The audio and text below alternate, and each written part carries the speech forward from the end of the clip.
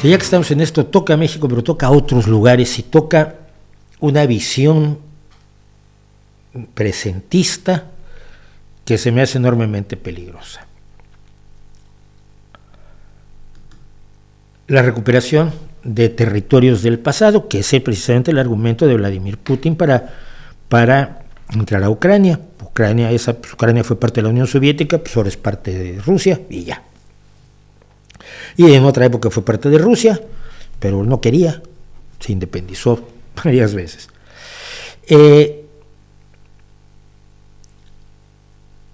Un señor llamado Nikolai Patrushev, que es secretario del Consejo de Seguridad de Rusia, y es además un hombre que ha organizado envenenamientos de gente en Rusia.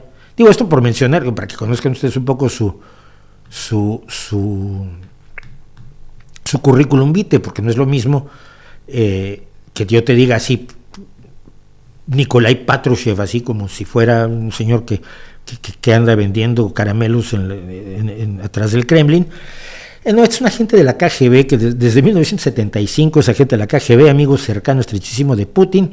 Fue subdirector de la FSB, que es la heredera de la KGB, y que respecto de la KGB lo que ha cambiado son las siglas. Todo lo demás se quedó igualito.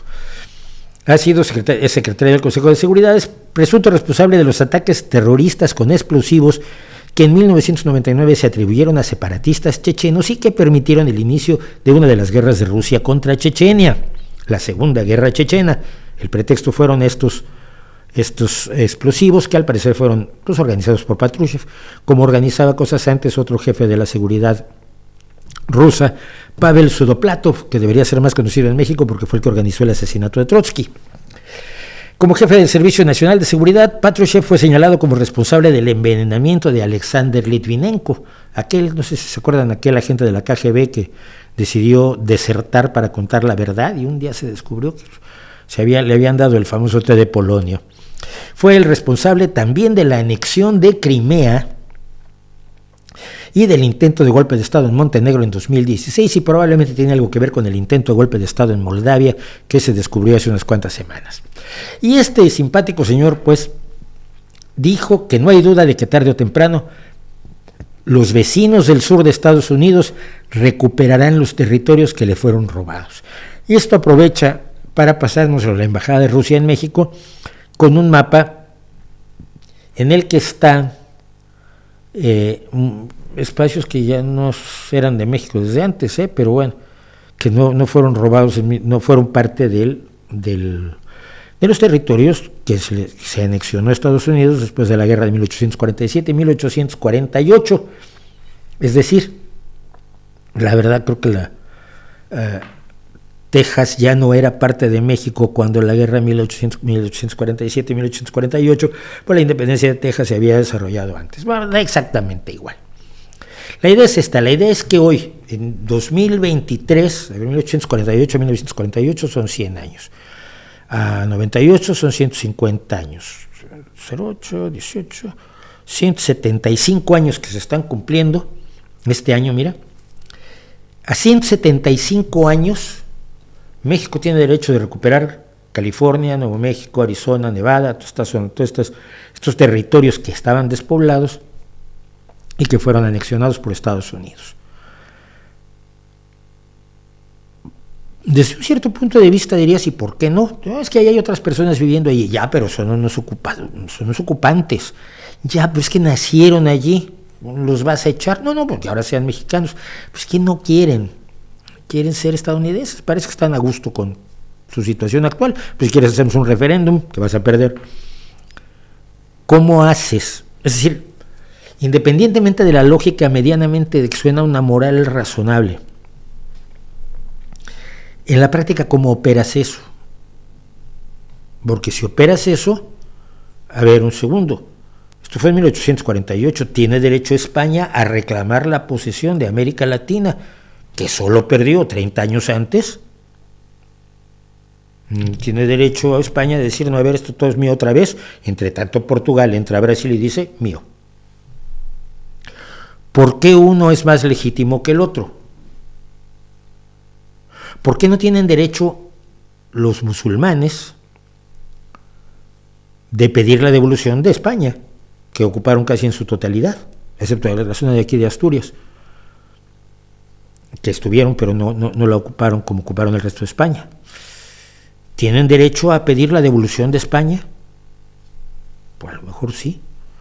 O no sé, los romanos quizás pedir la devolución de Europa, los italianos.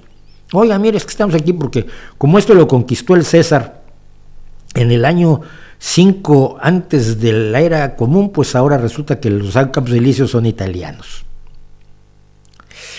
Uy, pues, ¿dónde pone uno? Y esta es la pregunta seria. Es decir, cuando nos damos cuenta de que tiene un grado de absurdo todo esto, cuando lo ves desde el presente, ¿dónde pones la línea? A partir de aquí ya no se vale y a partir de aquí sí se vale. Bueno, hay otros hechos lamentables y deleznables de la humanidad en los que podemos poner líneas muy claras, ¿no? Por ejemplo, la prohibición de que la mujer vote en las elecciones se mantuvo hasta principios del siglo XX en prácticamente todo el mundo. Fue a lo largo del siglo XX y sobre todo en la segunda mitad del siglo XX, esto no es un logro antiguo, en la segunda mitad del siglo XX las mujeres consiguen el derecho al voto activo y pasivo en la mayoría de los países del mundo. Hay algunos países donde creo que todavía no tienen derecho pleno al voto, sobre todo los países que no son democráticos, claro.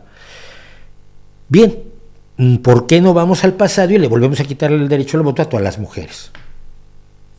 Porque no es justo. Tampoco es justo quitarle California a los californianos que tienen allí sus padres y sus abuelos y sus bisabuelos desde hace 175 años viven allí. ¿Dónde ponemos la raya? La esclavitud se empezó a abolir en el siglo XVIII. La abolición plena de la esclavitud, por ejemplo en Estados Unidos, no se da sino hasta mediados del siglo XIX. ¿Por qué no reimplantamos la esclavitud? Pues es otra cosa, ya estaba allí, simplemente vamos un poco al pasado. No, es que son muy feas las economías hechas por esclavistas, nosotros tiramos estatuas de esclavistas. Por favor, no tires la estatua de Sócrates, ni la de Arquímedes, ni la del Ovidio, el romano, que escribió unas cosas bien guapas, porque todos ellos eran dueños de esclavos, porque era el modo de producción natural en todo el mundo durante años y años y siglos y milenios, hasta que decidimos que ya no iba a ser el medio de producción. La raya la ponemos donde queramos nosotros, pero tenemos que respetarla. Donde se ha puesto una raya, por lo menos todos los países que pertenecen a las Naciones Unidas y que han firmado la Carta de las Naciones Unidas, establecida en 1848, pusieron la raya en 1848. Es decir, que a partir de ahora ya no vamos a hacer lo que hacíamos antes, ya no vamos a tener esclavos, ya no vamos a vender a los niños, que se vendían, hasta principios del siglo XX en Estados Unidos se vendían niños. Hay una foto famosa de una mujer avergonzadísima porque tenía 4 niños para vender porque no los podía mantener, en el sur de los Estados Unidos, en 1915 por ahí. Discriminar a las personas por su raza, porque no existen las razas, por el color de su piel, por su etnia, todo eso no existía antes, lo inventamos a partir de la Declaración Universal de los Derechos Humanos, 1948 también, las Naciones Unidas que dicen vamos a respetar las fronteras como están, porque durante los últimos 10.000 años hemos estado cambiando las fronteras de acuerdo a cuál es el más fuerte y cuál le puede romper el cráneo mejor a su vecino para quedarse con sus tierras. Vamos a dejar de hacer eso a partir de ahora. De acuerdo, y todos los países firmaron que sí. Esto quiere decir, para el señor Patrushev, que Rusia dijo, que la Unión Soviética dijo que sí iba a respetar las repúblicas que formaban, las fronteras de las repúblicas que formaban a la Unión Soviética. Y cuando Rusia, como país que ya no es la Unión Soviética, sino Confederación Rusa, vuelve a entrar o reanuda su participación en las Naciones Unidas, lo hace comprometiéndose a respetar esas fronteras que en 1991 aprobó respetar Boris Yeltsin, es decir, la frontera de Ucrania y de Georgia y de Moldavia y de Chechenia. Y también México firmó no solo los tratados de Guadalupe Hidalgo, sino firmó la Carta de las Naciones Unidas comprometiéndose a respetar las fronteras como estaban en 1948, 100 años después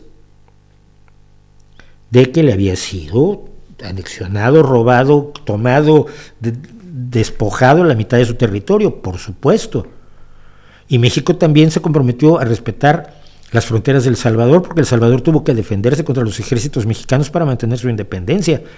El lugar que se llama Mexicanos en El Salvador no se llama Mexicanos porque les caigan muy bien los mexicanos, porque ahí derrotaron al ejército para poder mantener su independencia, porque México quería ser dueño de toda Centroamérica. Y así sucesivamente. ¿Qué quiero decir con esto? Si ponemos la raya en algún lado, ya tenemos una, y es la de las Naciones Unidas, y es la que nos permite hoy decir que vamos a respetar las fronteras como están, porque lo de antes no funcionaba y conducía a enormes derramamientos de sangre, a brutalidades y abusos brutales de poder por parte de naciones poderosas, sobre todo contra naciones menos poderosas. Si no vamos a reconocer eso, tenemos que reconocer hasta dónde. Hasta que España pida el derecho sobre América Latina, o hasta que los aztecas, si queda alguno, echen a todos los mexicanos de su país. Usted saque cuentas.